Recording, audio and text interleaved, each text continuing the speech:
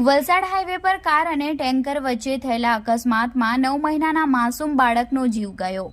Valsad highway પર ફરી એક કરુણ ઘટના બનવા પામી છે અને આવી ઘટનાઓ સતત ચાલુ જ છે, જેને રોકવા માટે કોઈને રસ નથી। માત્ર અકસ્માતને જોઈને થોડીવાર માટે અફસોસ વ્યક્ત કરીને ભૂલી જવા માટે ટેવાયેલા છે। ત્યારે કાર અને ટેન્કર વચ્ચે સર્જાયેલા ગમખ્વાર અકસ્માતમાં કારમાં માતાના ખોળામાં સૂતેલા 9 મહિનાના માસૂમ બાળકે જીવ ગુમાવ્યો છે। આ ઘટનાને પગલે સમગ્ર પંથકમાં શોકની કાલીમાં છવાઈ ગઈ છે।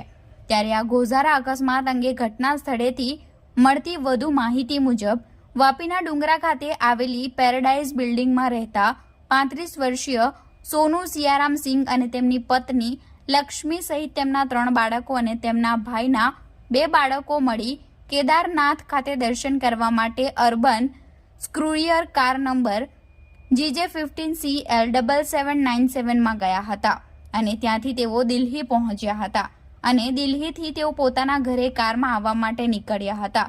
ત્યારે તેઓ તારીખ 8/6/2024 ના રોજ વહેલી સવારે 6 વાગ્યાના સુમારે વલસાડના ચણવાઈ હાઈવેના બ્રિજ પર પહોંચતા હાઈવેના રસ્તાના ત્રીજા ટ્રેક પર જઈ રહ્યા હતા।